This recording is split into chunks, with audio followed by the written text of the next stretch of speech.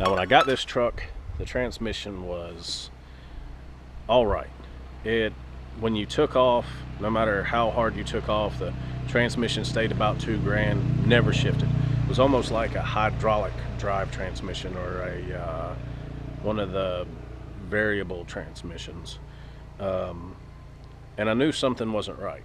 A couple people says, "Oh, that's just kind of how, Dodge diesel transmissions are." And now you should be able to tell it's shifting. You should be able to see the RPMs drop. And since I think it's a 3.5 inch straight exhaust, probably the factory exhaust they just did a muffler delete on, I should be able to hear, the tone drop.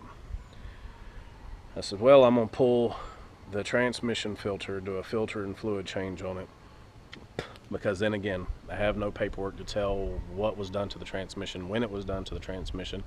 So I just want to do oil changes, fluid changes, and make sure that I know what's done at what time. I don't want to rely on somebody else's maybe misguided information. So when I dropped the pan, there was sludge in the pan around the magnet, which is common, but metal pieces in the pan is not common. What I found was the adjusting fork for the second gear band laying in the pan. And I'm not a transmission guy. Engines, rear ends, electrical systems, I'm good. When it comes to transmissions, if it's deeper than the valve body or a torque converter, I take it somewhere. I do not claim to be a transmission person. But after Google for a few minutes, I found out what the part was. After a few minutes on YouTube, I found out where the part goes and how to put it back in there. I did mine a little bit differently because I didn't want to pull the valve body completely off. The shifting and detent levers were a really big pain in the butt trying to get them off. So I was able to take all the bolts out the valve body, drop it down a few inches, and with 2 magnets, and really I needed 4 hands, I was able to get it held into place up against the band. After I backed the adjusting screw all the way out, I was able to get it all the way in place and then screw the adjusting screw back into it where it needed to be.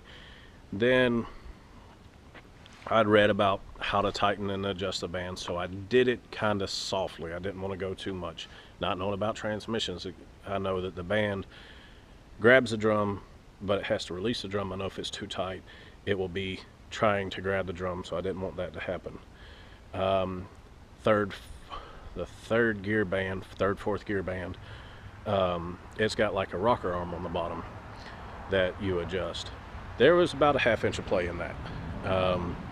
Like I said, the transmission stayed at about $2,000 until it kicked in the overdrive clutches and it hit hard, pulled hard. So I adjusted it the same way. Now first gear, second gear, third gear, they all pull really good, and this is the 47 RE. So it does a lot better. Now I have a problem with the governor pressure, which I'm going to go through and replace the third gear accumulator spring. I hear that they're bad about breaking, and the governor solenoid, all those electronics that goes to it. Depending on the price, I might change all the shift solenoids too. I've dropped my camera down in the truck and I can't get it back. Ugh, I saved it.